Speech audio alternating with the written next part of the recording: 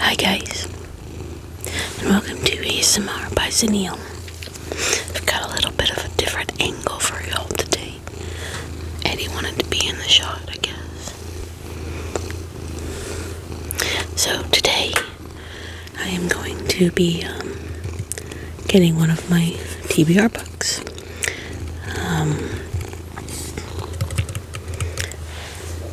What's happening is, my friend and I are reading the Throne of Glass series. But I have a little more time to read than she does, and I seem to be jumping out ahead of her more often than not, which is fine. We don't have a problem with that. But it does give me time to read other things.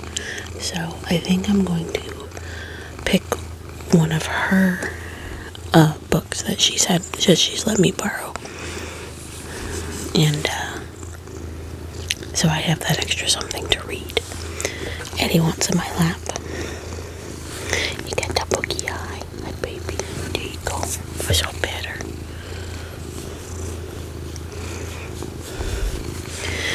So what I'm gonna do is take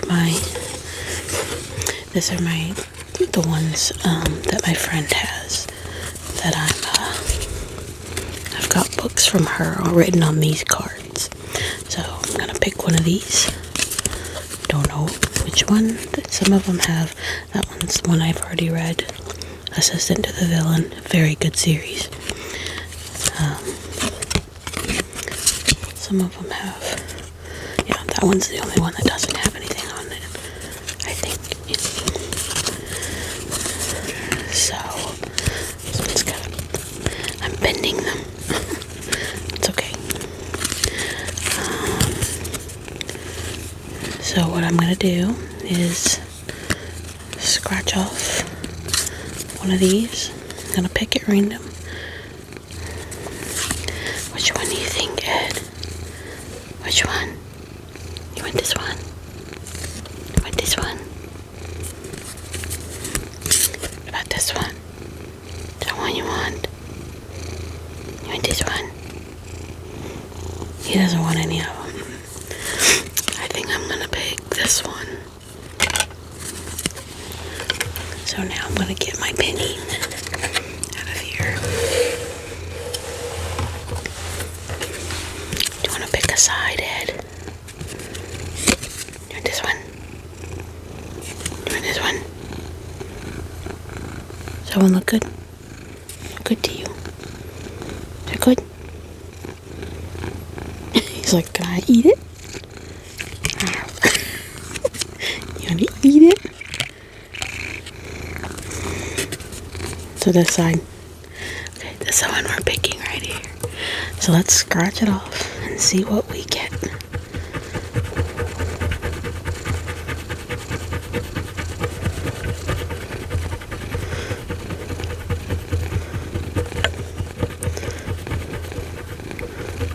Looks like Light Lark. Light Lark it is. Bam. Light Lark. So yeah, that one still has on there.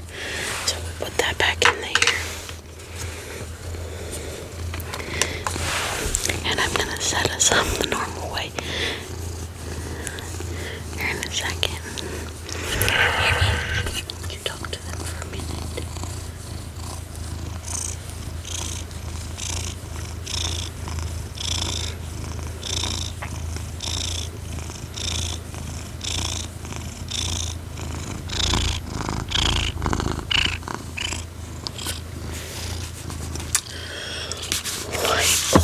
Which is right here. It's Light Lark.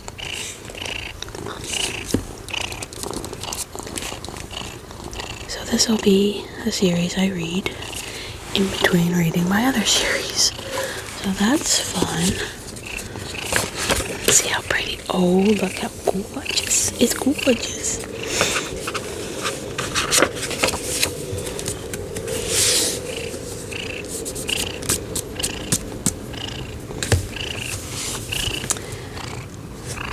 Welcome to Centennial. Every 100 years. Every 100 years, the island of Lightlark appears for only 100 days to host a deadly game where the rulers of 6 realms fight to break their curses and win unparalleled power. Each ruler has something to hide. Each curse is uniquely wicked. To break them and save themselves and their realms, one ruler will die. To survive, Isla Crown must lie, cheat, betray, even as love complicates everything. Isn't that the way it goes? For Ron, I couldn't write our love story if I tried. Seriously? No map? Oh well. It's pretty though. Look at that pretty outlines right here. Like there in the pages. It's everywhere. I see more, probably chapters.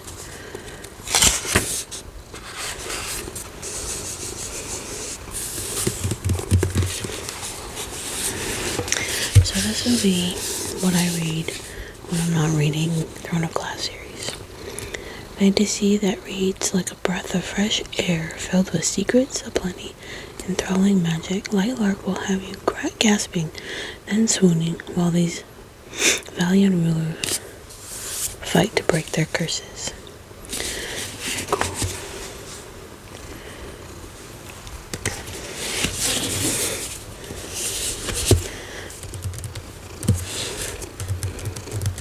So there's that.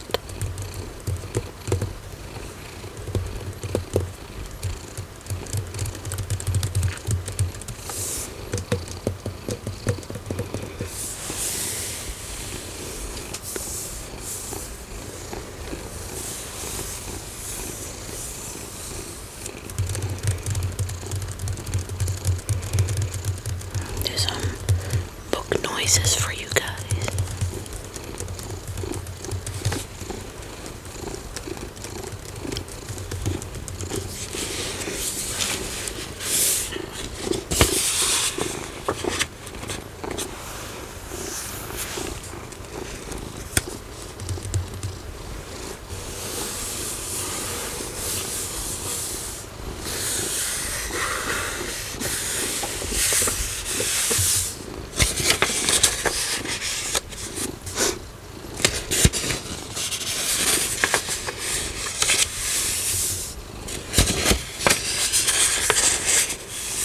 Probably go ahead and read the first chapter to you guys.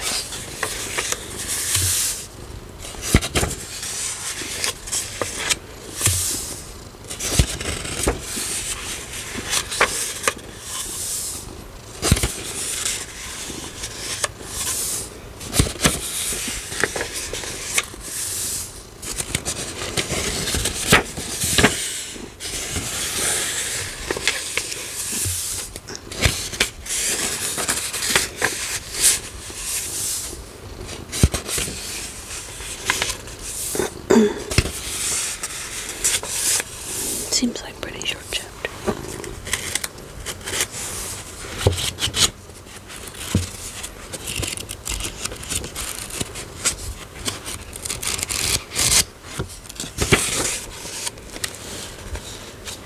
What you doing, Ed?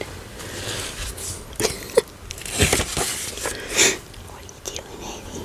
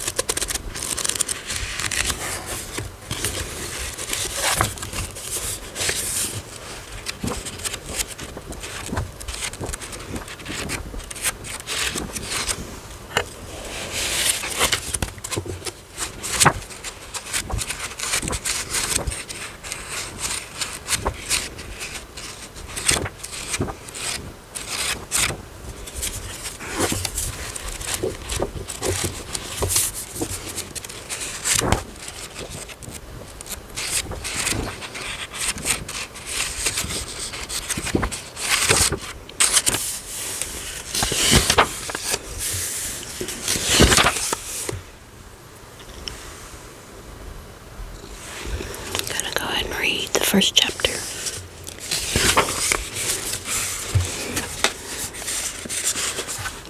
It's called Isla. Isla Crown often fell through puddles of stars and into faraway places, always without permission and seemingly on the worst occasions. Even after 5 years, portaling still made her bones groan.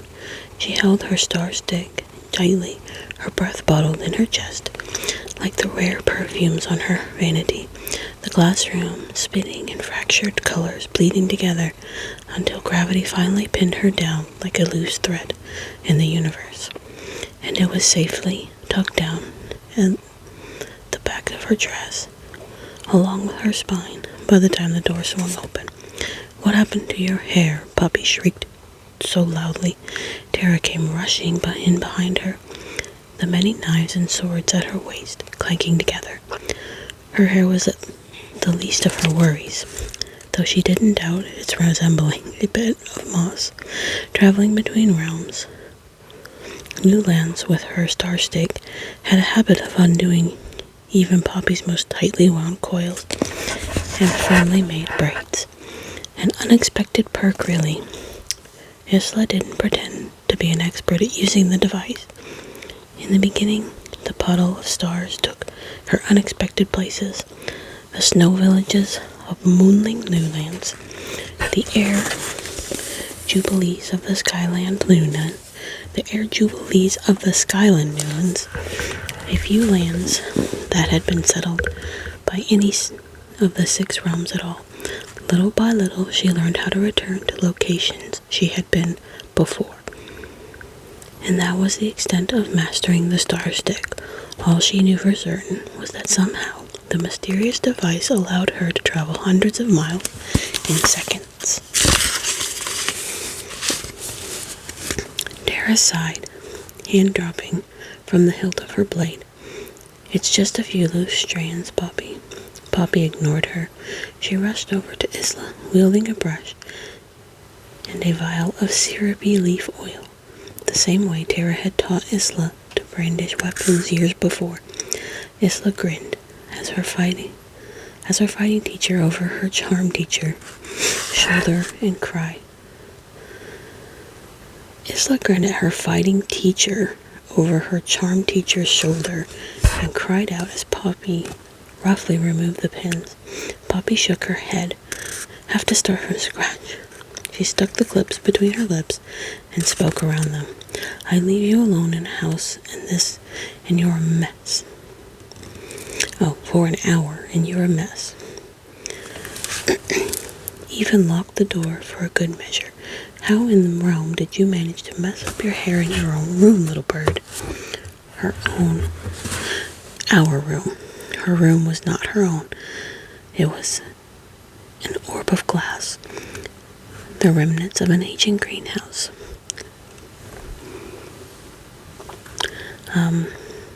But the paint had been painted over. The windows had been sealed. All except one door had been removed. She was a little bird, just like Poppy, and even sometimes Tara called her, in a bird cage. Isla shrugged. "It's just some sword play." Poppy and Tara were her only family, though they weren't family at all. Everyone shared blood with her was long dead. Still, even they didn't know about the star stick. If they did, they would never let her use it. It was the only key out of the bird's cage, and Isla had been locked inside, not just for her own safety, but for everyone else's. Tara eyed her suspiciously before turning her focus to the wall. Dozens of swords hung there in a shining row, a makeshift mirror. "Pity you can't bring any of them," she said, a finger trailing across the wall of the blades. She'd given Isla every single sword presented from the castle's ancient store. Isla had earned them after each training, achievement, and mastery. Poppy scoffed. "That's one centennial rule I agree with. We don't need her reaffirming the other realm's horrible view of us." Nerves began to swirl in Isla's stomach, leaves dancing in a storm. She forced a smile. knowing it would douse Poppy's frustration.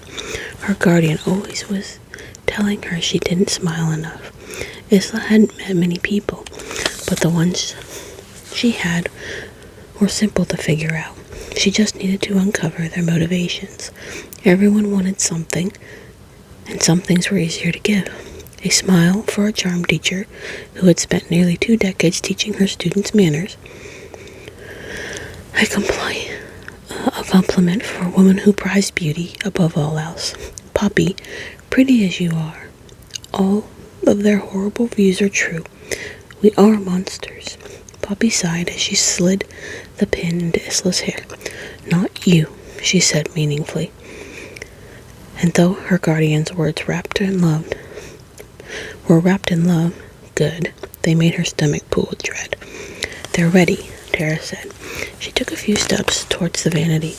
Isla watched her through the mirror, its edges spotted with age. Are you? No, and she never would be. The Centennial was many things. A game, a chance at breaking the many curses that plagued the 6 realms, an opportunity to win unmatched power, a meeting of 6 rulers, 100 days on an island, cursed to only appear once every 100 years, and for Isla, almost certain death. Are you ready, Isla? The voice in her mind, mocking and cruel. Her fear was only tempered by her curiosity. She had always longed for more. Everything, more experiences, more places, more people. The places she was going, Lightlark, was made of more. Before her guardians had discovered it and had it sealed, Isla used to sneak through the loose pane of glass in her room and down into the forest. It was there she met an eldress who had once lived on Lightlark, the way the wildlings used to before the curses were spun. Before most of the realms fled the island to create new lands in the chaotic aftermath. Her stories were fruits in a tree, sweet and limited. She spoke of things who could grip the sun with their hands, white-haired women who could make the sea dance, castles in clouds, flowers that bloomed pure power. That was before the curses. Now the island of the shadow itself, trapped in a forever storm that made traveling to outside the Centennial impossible, by boat or even by enchantment. One night Isla found the eldress at the base of a tree. On her side, she might have thought the woman was sleeping, if her tanned skin hadn't become bark, if her veins hadn't turned to vines. Wildlings wield nature in life and joined in death. But there had been nothing natural about elders passing, even at over 500, even away from the strength of Lightlark. She had died too soon. Her death had been the first of many, and the fault was Isla's. Tara repeated her question. Dark green eyes, the same color as the leaves and ivy that wrapped around the wildling palace. A skin over everything. The same color as Isla's. Are you ready? Isla nodded, though her fingers trembled as she reached for the crown in front of her. It was a simple gold band adorned with golden buds, leaves, and a hissing snake. She placed it atop her head, careful not to interfere with the clips that kept her long dark brown hair out of her face. Beautiful, Poppy said. Isla didn't need to hear the compliment to know it was true. Beauty was a wildling's gift, a curse that had gotten her own mother killed, which only made the fact that she supposedly had her mother's face all more unsettling. Poppy met Isla's eyes through the mirror and said fiercely, "You are enough, little bird, better than any of them." If only that was true. Isla could feel a jolt of panic breaking her features in half. What if this was the last time she ever saw her guardians? What if she never returned to her home? Her hands acted acted on instinct, reaching for each of her guardians, wanting to touch them one last time. Before she could, Tara gave her a stern look that made her go still. Sentimentality is selfish, her stare seemed to say. The centennial wasn't about her. It was about saving the realm. Saving the realms, her people. Chastised, Isla straightened her spine. She stood slowly, and the heaviness of her crown far greater than its weight. I know what I must do, she said. Each ruler arrived at the centennial with a plan. Tara and Poppy had hammered theirs into Isla since she was a child. I will follow your orders. Good, Tara said, because you are our only hope. The wildling castle was more outside than in. The halls were bridges. Trees extended their arms into the corridor, branches catching gently on her dress, as if to say goodbye. Leaves rustled as Isla sighed. As she walked through the endless chambers she was allowed to access, Poppy and Tara right behind her. Vines crept across the walls. Birds flew in and out as they pleased. Wind howled through the halls in a breeze that made Isla's cape billow behind her. She wore a deep green to honor her realm, a fabric that clung to her ribs, waist, knees, and pooled at her feet.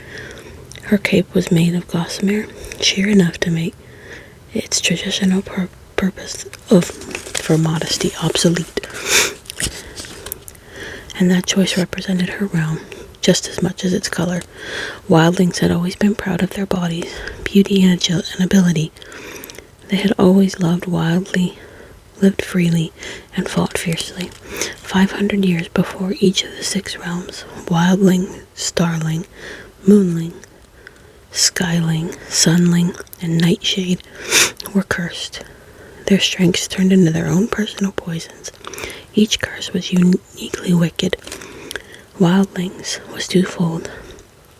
They were cursed to kill anyone that they fell in love with, and to live exclusively on human hearts. They turned into terrifyingly beautiful monsters with the wicked power to seduce with a single look. Thousands of wildling men and women had been killed off since.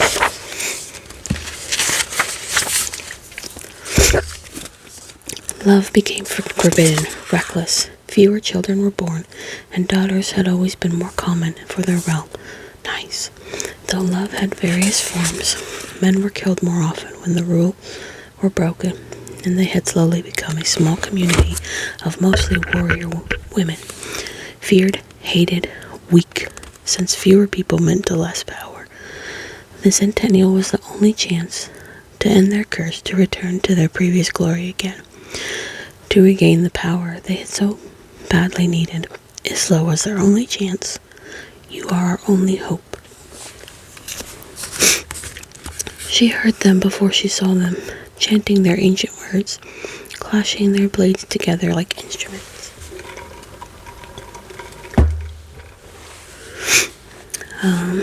Wildling control over nature was on full display.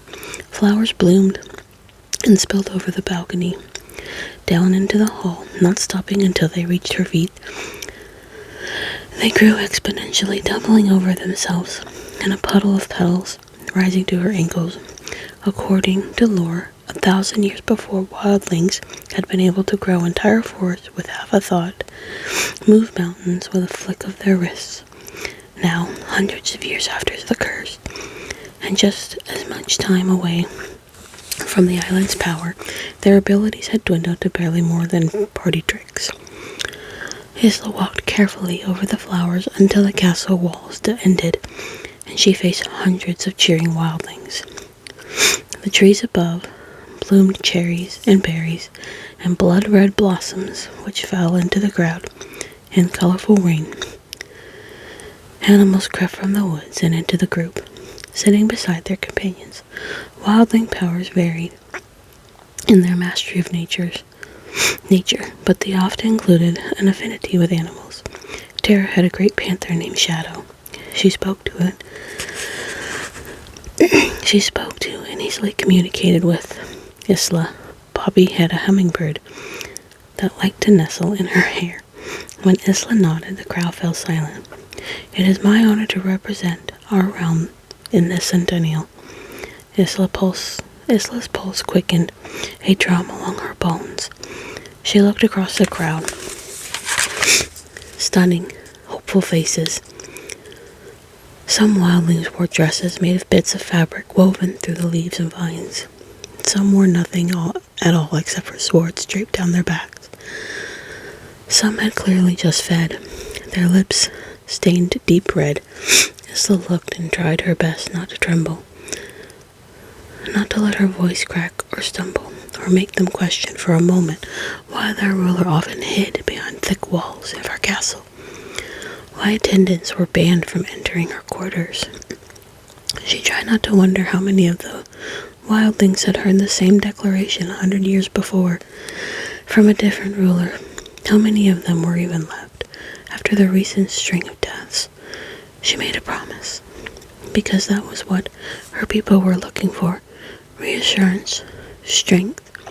I vow to shatter our curse once and for all. They would have every right to be worried. Isla's failure would doom them for all, at least another century. And there had been 4 failed centennials already. Isla clenched her back teeth together, waiting for them to see right through her, waiting for her perception of what they wanted to be wrong. But the morning air ignited with yells, blades raising high overhead, birds screeching from the treetops, wind rustling leaves into a roar. Relieved, Isla walked down the stairs, smeared in petals, nature blossoming at her feet as the crowd parted, making a path toward their most ancient twin trees. Their roots crested into the air, then braided together, forming a towering archway, rough as a looking glass. Round as a looking glass. The other side of the forest waited beyond, safe and familiar. But that wasn't where she was going. Isla swallowed. She had been preparing for this moment her entire life. Tara and Poppy's hands found her shoulders. Isla walked through the portal that only worked once every 100 years. Her last words to her guardians fresh in her mind. I will follow your orders, and wish they hadn't been a lie. Interesting. So she's going to the island next. It says there, the island. So yeah, like I said, between reading Throne of Glass, I'll be reading this book, and I also have these other 2. I have Sky Shade and Night Bane. So, I don't know which one's next. I think it's Night Bane, but I'm not 100% sure.